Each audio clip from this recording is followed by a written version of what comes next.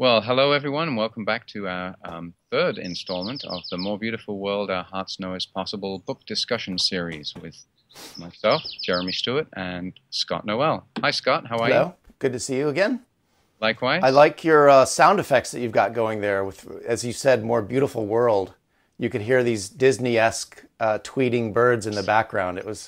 I expected to see Snow White, come and start dancing around you.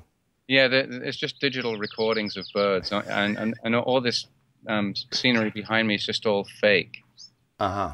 Yeah, I'm actually over green screen, and we're just keying it in. So, Good. just kidding. So no, I'm outside. It's really nice. It's a beautiful day today. The sun is shining. It's super warm right here in Northern California, and it's really nice to be outside in the more beautiful world that we are already inhabiting. So I know you have a few kind of housekeeping things you want to take care of before we jump into this week's podcast. So do you want to take a minute and do that? Yes, well, I would like to remind folks that the place to go for the most updated information is the website. I'm going to put a link here on the screen or somewhere that you can click on it wherever this video happens to be embedded. And that is dailygroove.com/MBW, as in More Beautiful World.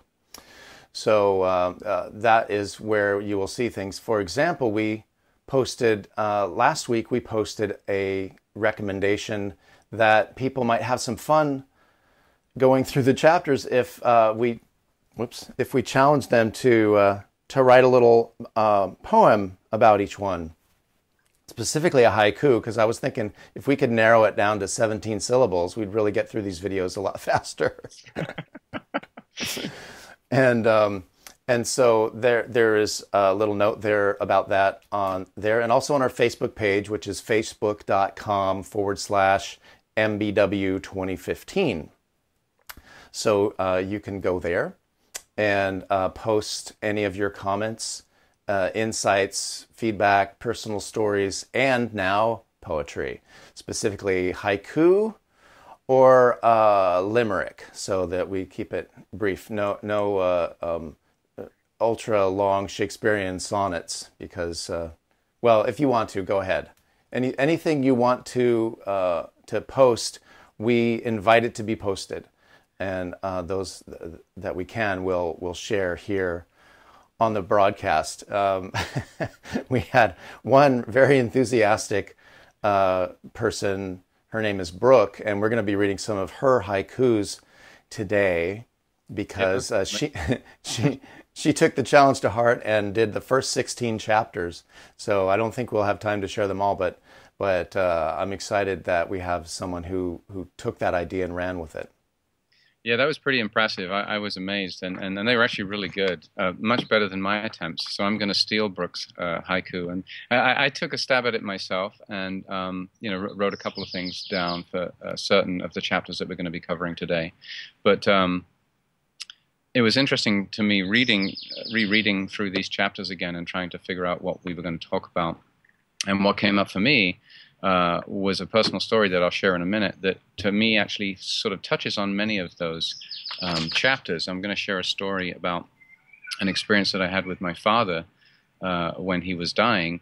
And in thinking about the story and kind of recounting it, I realized that it touches on many of the chapters in the book, but specifically skepticism, which we've already talked about last week, but also science, despair, and hope. Mm-hmm. And I thought that was kind of fascinating that one story can kind of touch on all of those things. And it got me thinking a little bit about the way this book is broken up, too. One thing I like about it is that they are these small little chapters, and they all relate to each other. And as you start thinking about one chapter, you realize that there's aspects of that chapter that are then reflected in other chapters around it. And so the book is very much interconnected. It's like the interbeingness that Charles keeps talking about is very much prevalent in the way the book is composed and presented, which is interesting. I love that. Yeah, it comes back. And I had an insight that I felt that these 6 chapters also kind of drove it home for me the fact that I had really not, I want to say taken to heart, I had not taken to heart the significance of the word heart in the title. That, you know, when you read the title, you think the more beautiful world is such a, you know, a moving three words. Right. And then as sort of an afterthought, that our hearts know is possible. But the more I read this, the more I realize that he's really talking about the heart, what some people have called heart intelligence, or that seeing life through the lens of the new story, the story of interbeing, is essentially the vision of the heart. And so the more I read this, the more it dawns on me that the heart, whether you see it as a metaphor or literally a source of intelligence, is just such a powerful and an easy way to remember what this is all about. Just take it to the heart. Right, right. Yeah, that's a good point. I hadn't thought of that too, but it's very true. That keeps coming up throughout the book. Hey, you didn't mention anything about the Rethinking Everything conference as part of your housekeeping. Would you like to just mention that Thank again? you for reminding me. That was actually the original impetus for us to create this series, because on September 4th, we are going to meet Charles Eisenstein, the author of The More Beautiful World, and that our hearts know is possible, and we'll be gathering with him and several other families to celebrate our capacity to rethink everything. So this is a gathering, an annual gathering of people who are really committed to living life in the new story, although we haven't put it in those words until this year. So I'm excited for that. I've been going to the conference for years. I think this will be your first year going. Is that right? Yeah, that's true. Right. Mm-hmm. And this is the second year that they've had not only a conference, but also a family retreat. So instead of taking place in a big hotel in a big city, it takes place at a retreat center in rural Arkansas. It's just a quick drive out of Little Rock into this wonderful, beautiful location. There's a pond and canoes and trails and hiking, and then there's a conference center that's well equipped and comfortable. So we kind of get the best of both worlds. And we had a great time last year. It was the first year at the 4-H Center in Little Rock. So this year, I think adding Charles to the mix, it's just going to be even more wonderful. Yeah, I'm really looking forward to it. Yeah, thanks for sharing that again. You know, we let people know that they can still sign up for that and join us. Yes, it's only about 6 weeks away, yeah. and so not too late to make travel plans and make that your family's vacation, or to go as an individual is also fine. But they have great stuff for the kids as well as the adults. So it's for me, I am one of those guys that can't stand to go on vacation and just sort of sit around and drink margaritas. It's my idea of fun is getting together with people and going deep, you know, talking about life and discovering adventures in the world of thought, and then add a hike to that and a canoe ride and you know, some of these other fun things we can do with the kids. Definitely, I think it's just going to be really fun this year. And again, the dates are September 4th through the 7th. That's Labor Day weekend here in the U.S. Little Rock, Arkansas, Rethinking Everything 2015. And that's all I'm going to say about it. Sounds good. Thanks, Scott. So I'm gonna jump in here. So into one of these chapters. The title of this one, Chapter 5, Insanity, was kind of interesting and got me really thinking about what that word means. I was curious. So the line that really stood out for me in the book, in this particular chapter, was when things fall apart, the hopelessly radical becomes common sense. And I really liked that. And so I started thinking about what it means, what the word insanity means. And I actually looked it up, and I found this definition, which is an interesting one. So a more informal use of the term insanity is to denote something considered highly unique, passionate, or extreme, including in a positive sense. I thought, well, since we are on some level, we're all unique, then we must therefore be all insane. And so I kind of really liked that definition.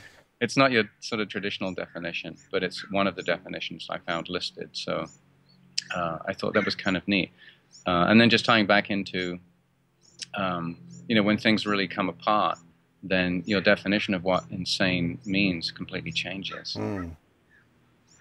So I don't know if you want to comment on that too, what your thoughts were about that chapter. But well, a couple things stood out for me. One is just this. Basically, he's saying that the concept of interbeing flies in the face of consensus reality.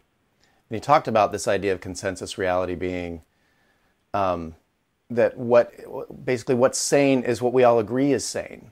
Right. And when you go out of agreement, then you're seen as insane until everyone else starts to take that point of view, and then there's an awkward period in the middle, and then eventually all the old thinkers are insane. As we saw, for example, with the scientific revolution, people who believed the Earth was flat or whatever, right, and people who believed it was round were insane, and then eventually now people who believe it's flat are insane. But the big lesson from that, of course, is that reality is a very flexible thing. It right. really depends just a lot on what everyone agrees on. It's very true. But I like that he says, finally, it's time to be insane together. Yeah.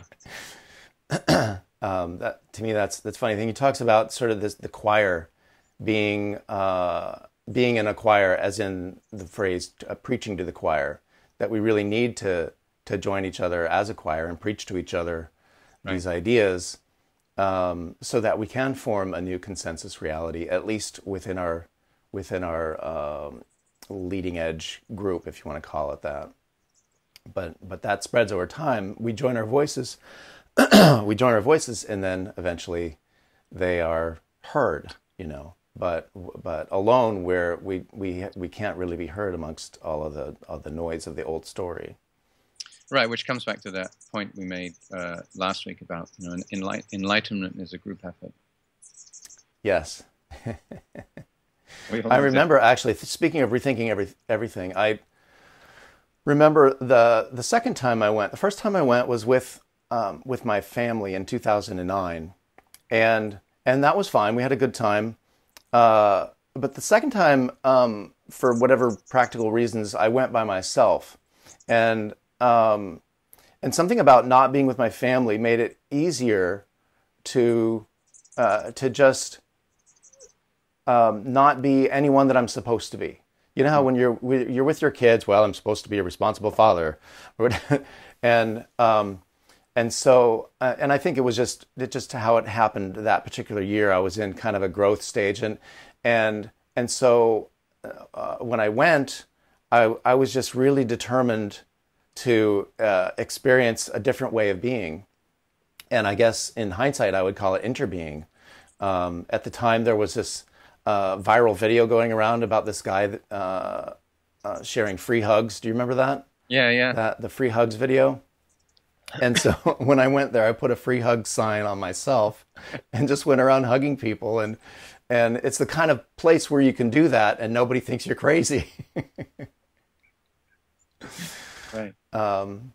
So yeah, I think now of course, my kids are older and I don't give as much of a shit about being responsible. So even with my family there, I think I'm going to have a really good time and pass out the free hugs. Well, yeah, I'll definitely take you up on that hug. Sounds right. Let's see. So we got a lot to cover here, so I want to move on if I can. I have a haiku that I wrote for insanity. Yes. Oh, okay, perfect. Yeah. All right. Let me see if I can read this. Preaching to the choir, interbeing's not so weird. Insanity rocks. That's great. I like that. And actually, Brooke, who you mentioned, posted all those haikus. So here's hers. If I can be so bold as to share it from her. She says, "Maybe we're crazy. Oh no, my friend, 'tis the world. That's insanity." It's good. I wasn't able to come up with one, so I don't have one. But I do have one for the next chapter. It's kind of a little poem thing, I guess. Force. The next chapter on force. Let's hear your poem. So you push, I push. Force and effect, praise and disapproval. The world only reflects back to us what we put into the world. It's not really a haiku. It's not at all, but because you're more of a poet, I have to say to those viewing, Jeremy has a poetry blog, don't you? I do. You have a blog. Maybe we'll share it on the screen if you give me your permission to do so. Sure. Yeah. It's rattleandsoul.com. Rattleandsoul.com. Yeah. And you, so you're quite a poet. I felt guilty sort of limiting you to 17 syllables because so we'll make an exception for you, Jeremy, that you can have more than 17 syllables in your poems. Oh, well, that's really good. I'm glad about that. Because, yeah, that was very hard. 17 syllables is tough. Even writing short poems sometimes is hard. But anyway, so that was my little stab at that that chapter. But, you know, in thinking about this whole idea of force, the thing that struck me most about this particular chapter was not so much physical force, but psychological force that we kind of, you know, that we're all perpetrators and victims of in our culture, you know, particularly with regards to adults and children, parenting and child relationships. I think there's a lot of that sort of psychological force that gets wielded around. So, you know, that was something that really struck me in reading this chapter. You know, I think as parents and as adults in our culture, there's always this sort of idea that, well, we're the big ones with all the strength and knowledge, supposedly, and, you know, the kids are the small ones with lack of strength and knowledge, and so we take advantage of it in so many ways, whether we mean to or not. And so that really struck me, and just kind of thinking about that, you know, and how we don't value or respect children on an equal footing in our culture. I want to read a quote that speaks to that as it relates to parenting. He says, "Our training in the use of psychological force begins in childhood with conditional approval and rejection by the parent, which taps into perhaps the deepest fear of any young mammal, abandonment by the mother." Mm-hmm. In some ways, I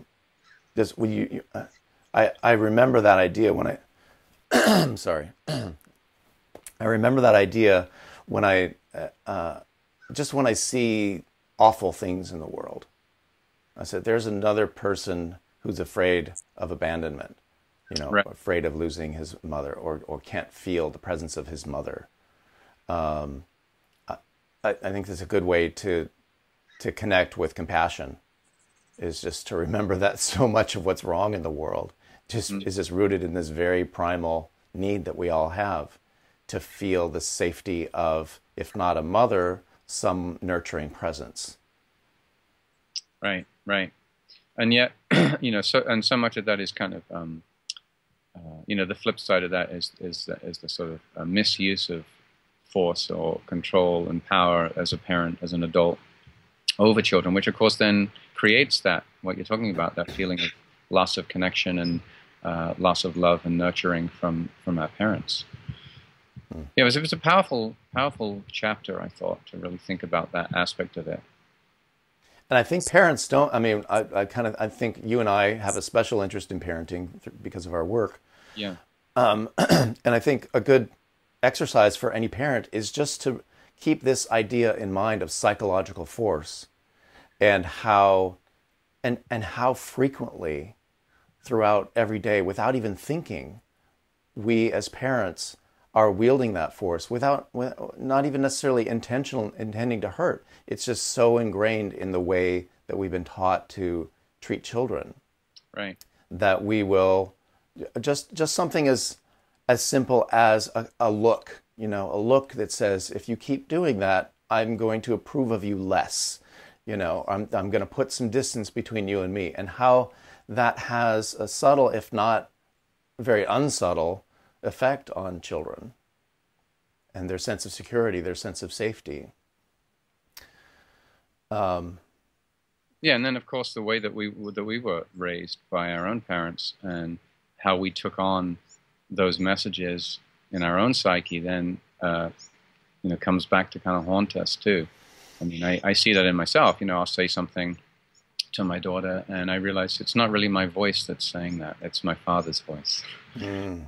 You know, the conditioning it's still in there. I took on something that is actually really no longer. It's not mine. It's coming from someplace else. It's not my true voice.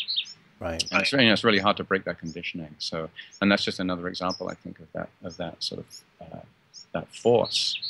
And then throughout this chapter, he really talks about the irony of how many people who care about the transition or the age of reunion or the movement into the new story are using psychological force to try to make that happen. Mm-hmm. Mm-hmm. And how it ultimately it can't work if we shame people into change, or we use some of these other psychological techniques.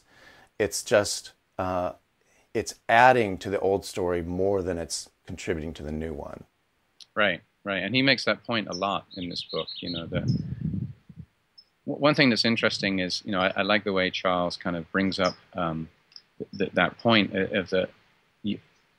It's very easy to fall into the trap of making someone else wrong in order to elevate your own ideas, or to judge them in some way, or to say, I wish they would change and do what we're doing. And all of that keeps buying and strengthening, or buying back into and strengthening that old story, that old paradigm. And so, you know, it becomes very challenging then to really look carefully at that. Like, well, how do we make changes then without all that judgment and all of that sort of force again, you know, like forcing other people to conform to the way we want to do things now.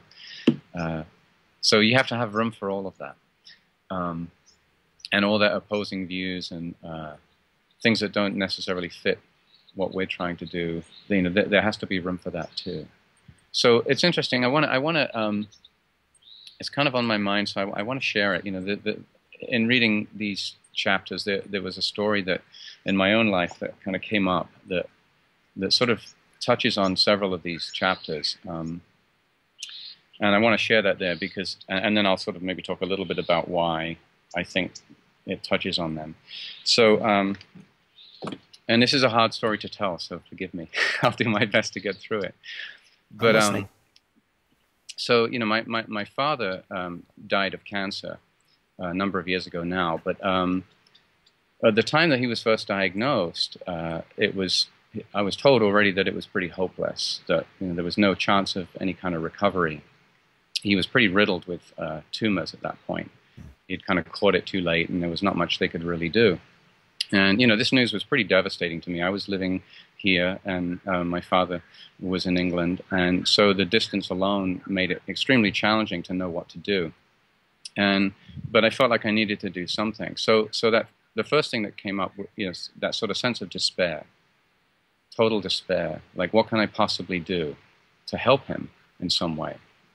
And as I tell this story, I'm going to try to sort of reflect back to some of the things that are in the book that struck me and sort of brought this story to the forefront. So, you know, as Charles says, you know, what do we do in the big picture when nothing practical is practical? Obviously, we have to resort to doing things that are not practical according to our customary understanding. So here I was, you know, thousands of miles away. My father's in the hospital, essentially dying of cancer, and I want to do something. And at the time, I was dating a woman who was spending a lot of time and studying with Don Miguel Ruiz, who wrote the Four Agreements, and I'd met him and taken a couple of workshops with him. And his mother, who was about 93 or 4 at the time, was a Mexican curandera, or faith healer. And I was telling him the story about my father, and he said, well, why don't you go visit my mother?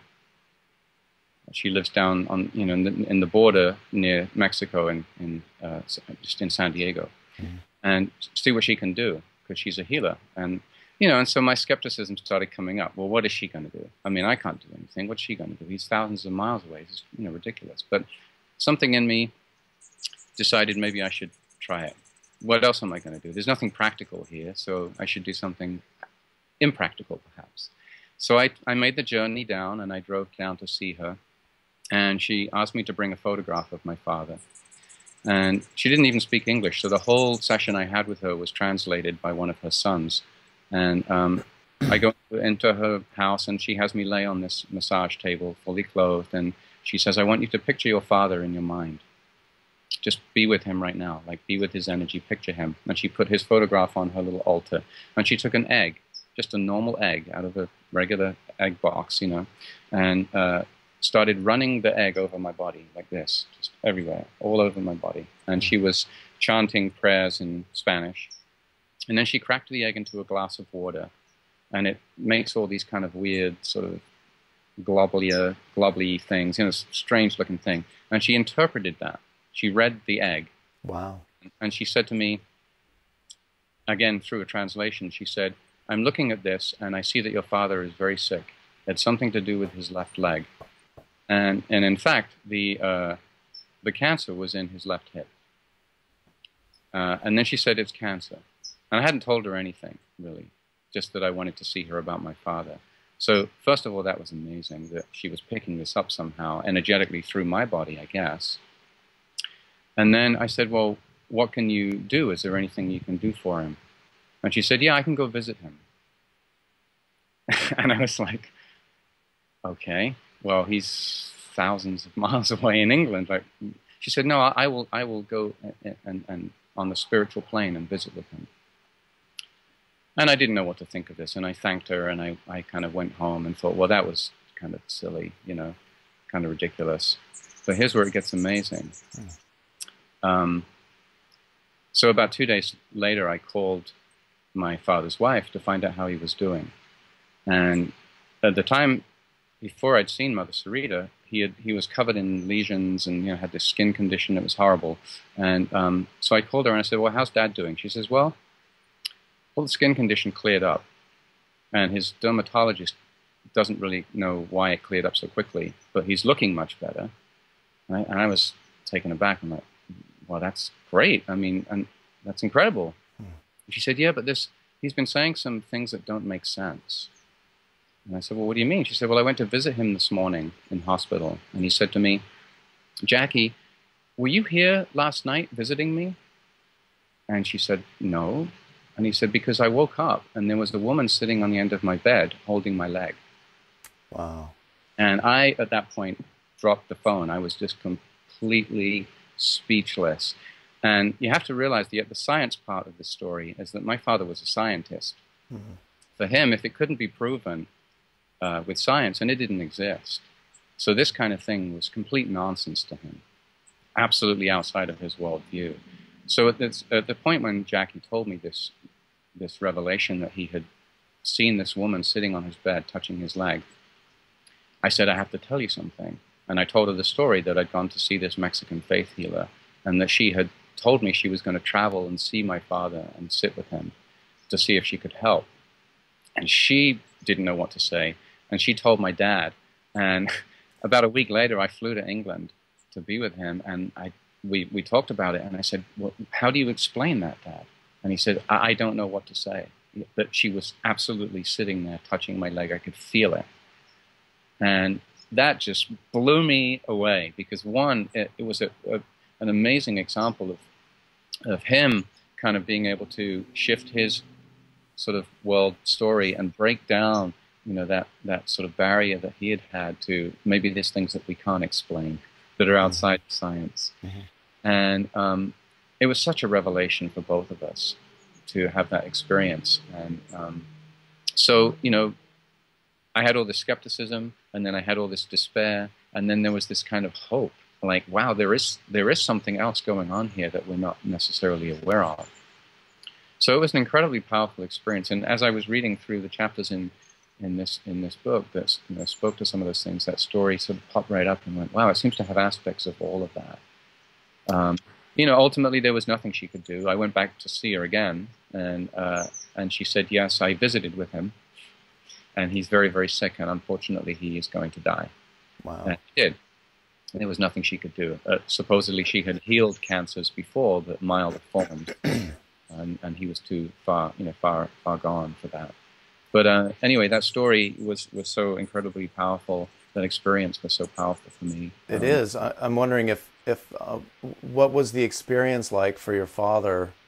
Did he have a change of heart in some way prior to his death? Oh, absolutely. I mean, we talked about it quite a bit, and you know, in the time that I spent with him right before he died, we talked about that, and he said, I don't know how to explain it. He said, now I know why people do drugs.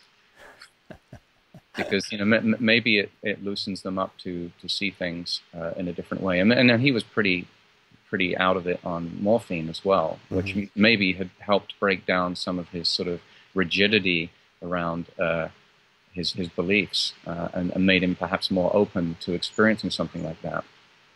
But what blew me away was that he had no prior knowledge at all that I was even doing this. You know, I didn't tell him, hey, I'm going to go see this faith healer and she's going to come and visit you, because I knew he would just laugh at me. Like, what a waste of time. Why would you waste your money on that? You know? So the fact that he acknowledged that had happened was a clear indication to me that there was something way deeper going on that, you know, that we weren't capable of necessarily tapping into. That's so powerful. And I think most people, of the kind of people that would be watching this video, have had some sort of experience that that undermined the old worldview and allowed them to see that there's more to reality than we think there is.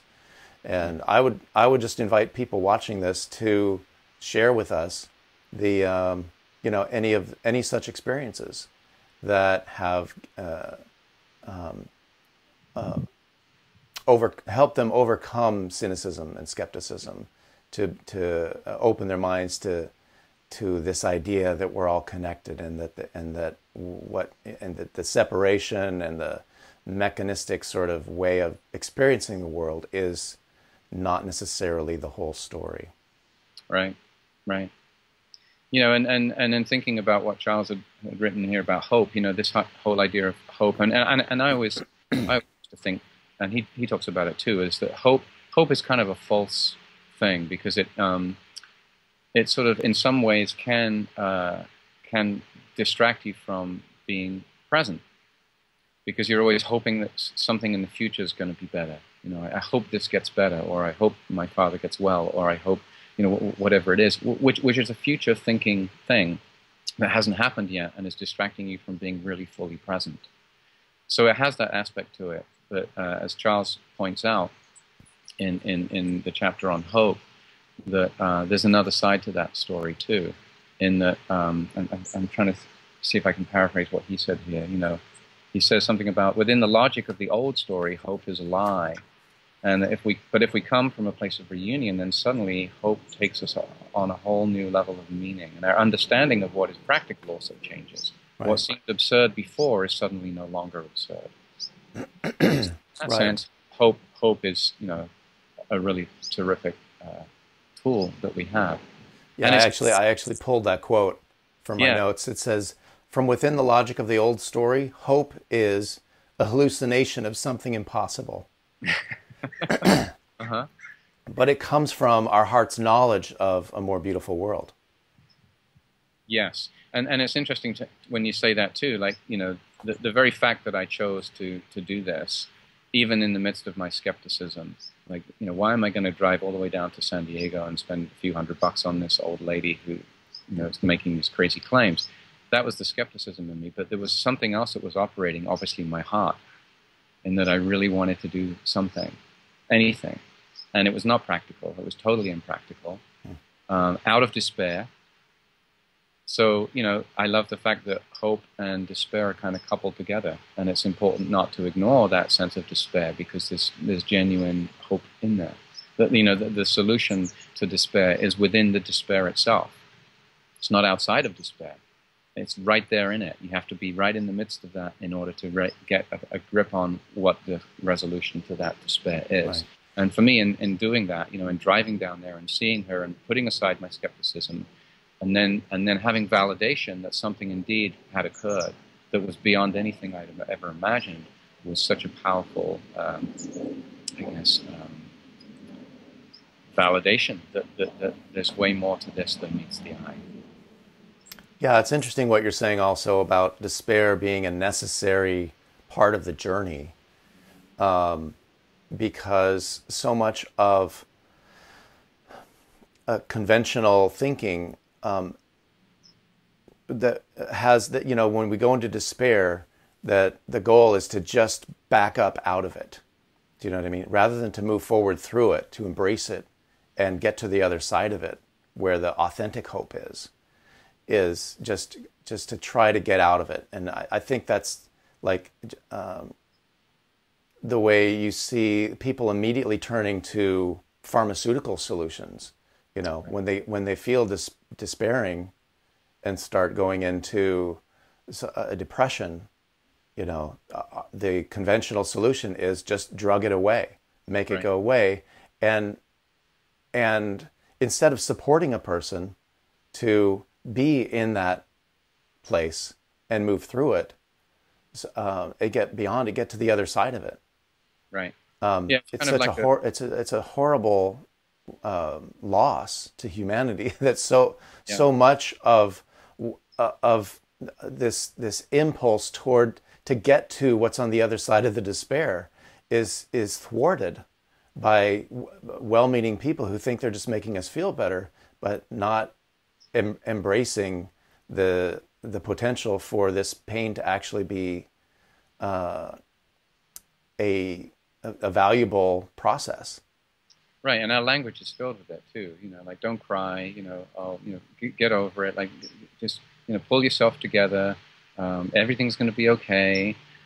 And all of these are messages to like, quick, hurry through this, get to the other side, or back out of it, and don't really allow yourself to kind of experience it and be in it. And so culturally, we're terrified of any feelings of despair and death as well. We don't talk about death in this culture. Everyone's terrified. It's something that's hidden away, covered over. You don't want to talk about it. And yet, being that close to it, for me, with my own father, was an enormously profound, life-awakening experience. Yeah. So, and just as powerful as the death process is the birth process. That's another area where you see a parallel to this process of moving through despair into hope and inspiration. And again, that's another area where, if once it gets painful, our conventional reaction to that is to try to medicate the pain to avoid the experience rather than to go through it. And I'm not saying that anyone necessarily should or has to, but from what I hear from women who have had the courage to enter the process of birth fully aware, is that it's incredibly empowering when they face the prospect of intense pain and then get to the other side of it, often in a very pleasurable way, on the other side of that acceptance of the pain. Right. Interesting. Birth and death. Yes. The flip sides of the same thing, but two very powerful examples of this process that, and I would say actually, the move into the story of interbeing, you could see it as it's the death of the old story and the birth of the new one, right? And so that moving through despair and all of those difficult stages is going to be a part of the process, right? And I think, as Charles says in the book, that's kind of where we're at now. Mm. In a sense, there's a lot of that despair. The crises that we're facing are so huge that it's easy to kind of fall into that despair and get discouraged. But You know, what I get out of that is, yeah, okay, so fall into the despair, but then let that be the place where the healing really comes from. Don't try to push that aside. You know, it's okay to feel that. Yeah. He says, you know, a lot of the activists and people that he's worked with and talked to have all said that at some point there's this feeling of total despair. Like, what we're doing is going to make no difference. So why do it? Yeah. And yet, if everybody said that, then nothing at all would ever happen. So you have to make that little difference in the midst of that despair. You know? So anyway, that's my take on these chapters. Well, let's just go through, because we went non-linear. Yeah. But let's just go make sure we cover the bases of each chapter. We were on chapter 6, force. Yeah, we talked about that. The only thing I left out there was the haiku I wrote about it. I want to hear it. You want to hear it? I do. I can force your hand, tapping abandonment fears. Where's the fun in that? Actually, you write good haiku, Scott. You like that? Yeah. I like it's. I guess for me, it's just a way to be playful. That's why I invited other people to share if they can playfully take on this material. It can get pretty heavy, and we need to find a way to be playful with it. Yeah, and I appreciate you bringing that into it because it is pretty deep stuff. That's why I also suggested writing limericks as well. Nobody submitted any limericks yet, but I'm waiting. I actually wrote one for chapter 7. Do you want to hear that? Sure, let's hear that. So chapter 7 is about science, and here's my limerick on Charles Eisenstein's take on science.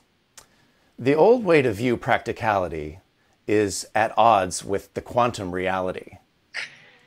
But we have all the means, despite selfish genes, to release separation mentality. That's just great. These are really fun. Yeah. Yeah. So one of the when we were having an online discussion with Brooke, our other haiku artist, and she said she was worried about being irreverent, you know, to this material, which is kind of sacred knowledge in a way, the material in this book. Mm-hmm. And my thought was that if the sacred doesn't include the profane and the fun and the silly, you know, if the more beautiful world doesn't include that, what's the point? Then it's no longer a more beautiful world. It makes it less beautiful. Of that. No, we only need more of that. That's a really good point. So everyone, let's hear your limericks. Have some fun with it, or your silly haikus, or I don't know. Maybe someone has another idea. Maybe they want to take an old folk song and rewrite the lyrics and perform it on a YouTube video that we would include. You just never know. I'm holding out for more people to participate in this because that's what it's all about. It's all about. We can turn the whole book into knock jokes. Knock knock. Who's there? Despair. Despair who? I don't know what the answer is. Yeah. We're just not clever enough to come up with that on the fly. Yeah, it's tough. Let's see. So science, and then climate. We didn't talk a lot about climate here. We talked about. Well, before we go on, we did get a user comment on science from Paul Barton. Can I read this? Yeah. Paul says he hoped that someday all the counterintuitive aspects of quantum mechanics would be explained in deterministic terms. He says, I had built up a big wall of logical defenses against the idea that the universe is intelligent. Charles pointed out that maybe the problem isn't with quantum mechanics, the problem is with our idea of counterintuitive. These things are only counterintuitive from the old story. And that, I think that's one of the great things about Chapter 7 is to begin to open our minds up to that science is a moving target. It's supposed to be. It was always if you look at, scientific philosophy, it's always supposed to be provisional. That what we see is, we see a particular truth until we can see a better one. Do you know what I mean? Mm-hmm. Or a better way of seeing it, or a more true or beautiful way of seeing it. So I think that one of the goals of these early chapters is to continually loosen our minds, loosen the grip of science on our minds, and the rigidity of scientific thinking. And that'll get even more fun next week when we talk about morphogenesis, which is a radical new science. Great. What else did we not touch on? I think we're... we have a haiku on science from Brooke. She says, Science closes our minds to the wonders of the world, the really cool ones. Uh-huh. I like that. So next time, are we going to move forward with another 5 chapters? I think we planned 6. 6? Right. So our new plan is to do these on a weekly basis, mm-hmm. which means we need to do a few more with 6, and then at the end we'll be able to cut it down a little bit. Right. So we have, next time would be morphogenesis, naivete, reality, spirit, orthodoxy, and newness. Is that 6? That sounds like 6. Yeah. All right. Yeah, I'm excited about this because we're starting to get into the really juicy stuff. Yeah. And really rethinking a lot of stuck thoughts. Good. Well, let's try to get unstuck between now and next time we talk, Scott. All right. Well, it's been a pleasure speaking with you as always, and I'm looking forward to hearing more from our viewers, who I know you're out there, and maybe this series will be entirely over before you see this, but I still want to hear from you. Yeah. So put the comments in the video, or come to this address and see if you can find another way to share your take on all this. We want to know what your view of a more beautiful world is. And thanks again to Brooke for writing all those haiku. And finish the rest of the book now, Brooke. Please. Haiku for every chapter. Great. Thanks, Scott. I'll see you next time. All right. Bye-bye. Take care. Bye.